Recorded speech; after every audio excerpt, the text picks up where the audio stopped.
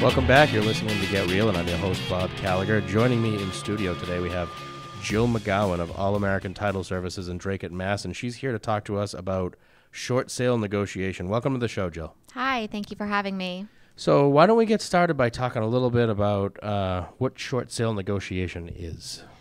Well, short sale negotiation is where I step in and I help out the sellers and the listing agents and facilitate the short sale for them. Okay, so that's basically when somebody owes more on a property than it's worth, you kind of step in and help the bank accept whatever offers on the table? Exactly, right. Okay. So I'll go in and I'll, facilitate the deal, collect the documents, walk everybody through the process from listing to closing. Excellent, excellent. What kind of customers are you working with? Who can be helped by a short sale negotiator? So who can be helped are sellers experiencing hardship. And what I mean by hardship is they have to be behind in their mortgage. Different examples of hardship are, number one is divorce. Another one would be unemployment. Someone who loses a job, gets a new job, and doesn't make as much money, so curtailment of income. If they have a death of a spouse, if they have a lot of medical issues going on. So there's lots of different hardship reasons, but you 100% have to have some kind of hardship in order to qualify for a short sale, and you also have to be behind in your mortgage payments. And what if you have assets? So what if you have money in your checking and savings or 401k? Does that determine whether or not they're going to approve a short sale? So that's a really good question. They cannot and will not touch any of your 401ks, any of your IRAs, any of your retirement accounts. But if you do have a large amount of money sitting in a savings account, they could ask for a cash contribution at the end. So they could review the short sale, review all of your financials, and if they see this large sum of money, they might say, hey, we're going to ask you to contribute $20,000 towards the deficit. I've definitely seen that happen. So yeah, it's a problem if you have a large sum of money sitting in accounts. Right. But I'm guessing that the typical person that's going through a short sale doesn't have a lot of liquid assets. Yes, they have little to no money. Exactly. Well, it's interesting that you said there's so many different ways to qualify for the hardship, because I was assuming that basically job loss would be the only one that would get you off the hook. But so there are a lot of other reasons. Oh, yeah, definitely. And a lot of times, they want to see proof of this too. And to do a short sale, you have to write a hardship letter. So it outlines everything that you're going through and the reason why you are in default. So that helps. So if you happen to buy $1 million house that's only worth $800,000 now and you owe more than that on it, they're not going to give you a short sale just because you don't want to have to foot the bill at closing, correct? Exactly. You can't just sell a house because you want to downsize or get a bigger house or, you're sick of the house. You have to have some kind of reason. Other than, I just don't want to pay the shortage. Exactly. Gotcha. Right. Yes. Excellent. Well, that's good to know. So what has to happen during a process to get a short sale approved? So it is quite the process, and it's a lengthy process. So what has to happen is once an offer is received, everything gets submitted to the bank. And what I mean by everything is they want to see pay stubs, bank statements, financial statements. They want to see tax returns. All banks usually have their own package that they want to have filled out. They want to see an offer, proof of funds from the buyer. So it's a big package that has to be submitted. And then what happens is once everything is submitted, it goes into the review process. They review all the documents, and the bank sends out somebody to get their own value of the property. And then once that value comes in, everything's reviewed again. It's a constant review. They see what the offer is, see what the value is that came in, and decide if they're going to qualify these sellers to do a short sale. The process is all different timelines depending on if you have 1, 2, 3 liens, credit-card executions. But I would say the average time it takes to get through this process is about 90 days or so. And then if they approve it, then you have an additional 30 to 45 days to close. Okay. But it is a lot of paperwork, documents. It's a lot of calling the banks. It's a lot of updates. It's it's a lot of work. But that's what I'm here for, and I've been doing it for a long time. So I help walk everybody through this process and keep everybody updated and clear communication. So hopefully it goes smooth. Right. And just, I wanted to call attention to one thing, because a lot of people might not realize this, but in order to get a short sale approved, you actually have to have an offer on the table, right? Exactly. Okay. So sometimes I'll submit documents before an offer is received.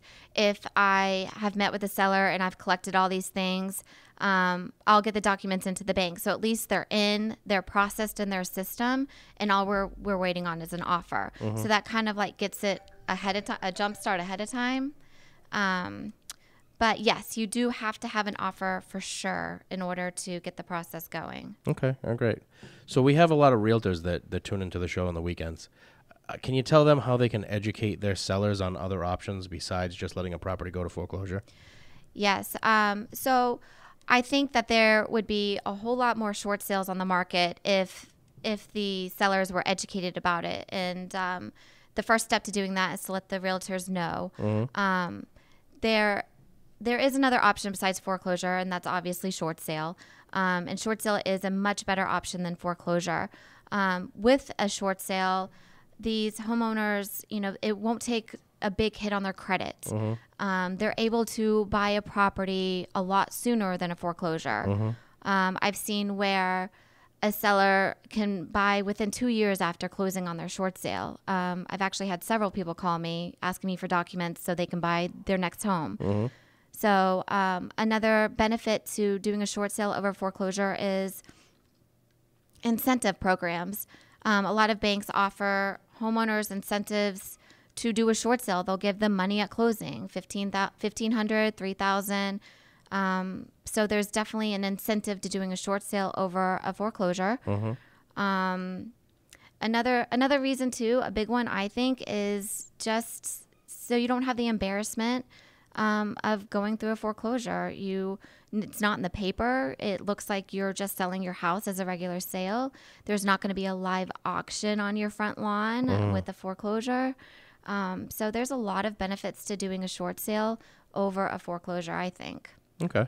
All right. And when an agent has a seller that may need some short sale help, how quickly can you get involved in the process? Or how quickly do you need to get involved in the process? I like to get involved right at the beginning. So if they know that they're going to go to a home, a seller, and they're in maybe a short sale situation, I will, get on the phone and call those people right away. I will see what their situation is.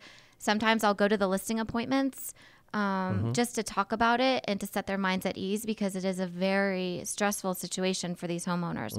They're behind. They think they're losing their house. They think that there's no other way out. So right in the beginning, I like to get involved.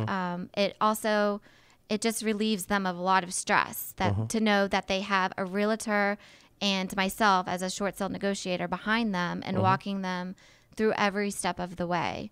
So yeah, as soon as possible, for sure. All right. And you said on average they're about 90 days to get them approved? Yeah. Depending on the situation in the bank, 90 days tops. I mean, yeah. So it's gotten better than where it was, because for a while it used to take quite a bit longer than that, didn't it? Right. So I started doing this back in 2005, and that was a mess. It was a complete mess for a lot of years. And now I think these banks have their own loss mitigation departments, their own short sale department. So the process is a lot more streamlined. I mean, it still takes time for their review process, but yeah, it's definitely more streamlined, and you know exactly what these banks need and when, and they all pretty much have the same process. So okay, very good. Yeah. And then from the buyer's point of view, because normally you're dealing with the seller, but if you're going to buy a short sale property, obviously it's going to be a longer process, and a process that may not end in you getting the property, depending on whether or not it gets approved, correct? Correct. So yeah, the buyer needs to definitely have some patience in this,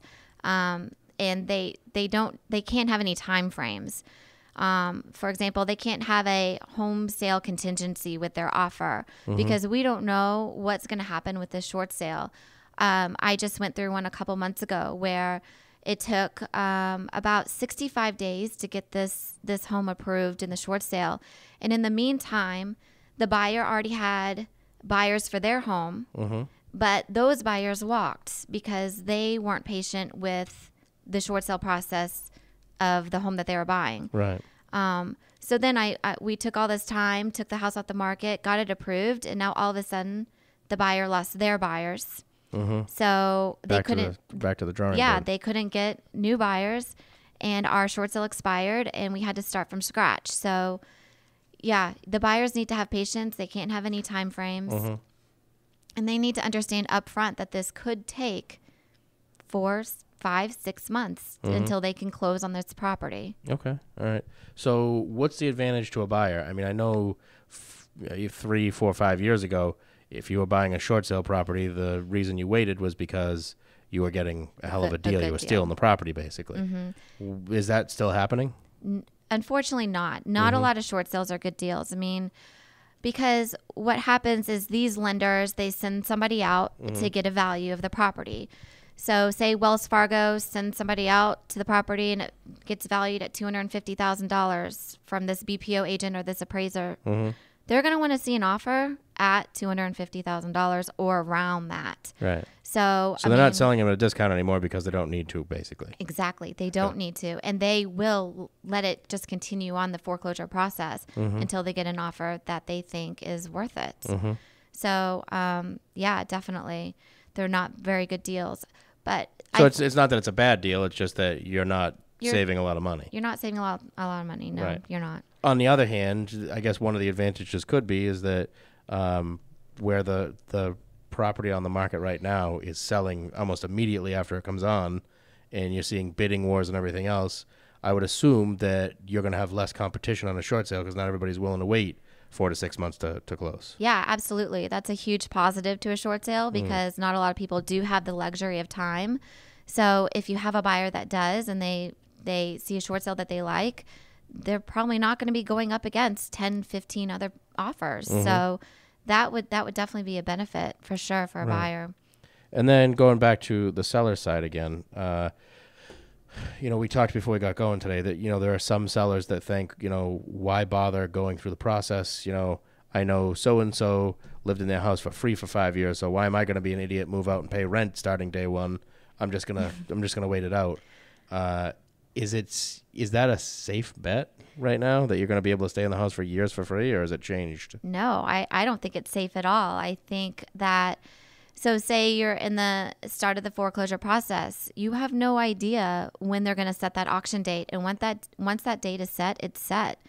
So you could risk it, but it's a huge risk. I also think that, banks are moving quickly with that. So they immediately get it to a foreclosure attorney and they start working on it. So I've seen it where an auction, once the process started, it has a date within 6 months. I've seen a year. I've seen 2 years.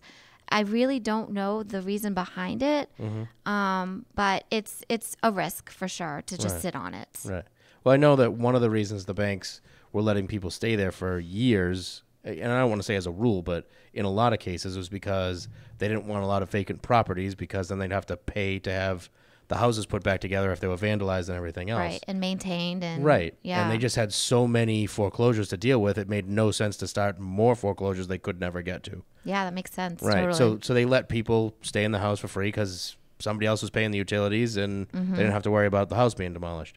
Now there's not as many foreclosures going on because the economy's improved. So they can actually get the houses on the market much quicker because there are less to deal with. Right, less and time. With prices coming up, there's no reason to leave them sitting out there. I mean, they can basically get all their money back right now or close to it. Yeah, it's true.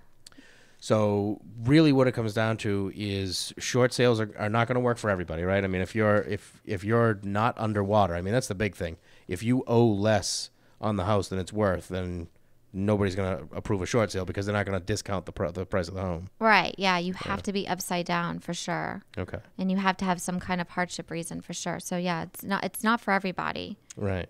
Right. So why don't we talk about, kind of how this mess all started? You said you started in this in 2005, right? Yeah, I did. So anybody that's involved in real estate in any way knows that there was a huge run up from like 02 to 06 in prices. Everybody wanted in the real estate game. Everybody was doing those no doc loans or stated income, stated asset. Yeah, crazy time. They were buying more than they could possibly ever afford, and they figured, hey, worst case, I end up selling the property when I can't afford it anymore, and I make a profit, and I go on and do it again. Right. Unfortunately, the musical chair stopped in 2006, and a lot of people got stuck with properties. I mean, the values. I remember 2006 was kind of the beginning of the end, but by 2008, I mean, it seemed like everything had ground to a halt.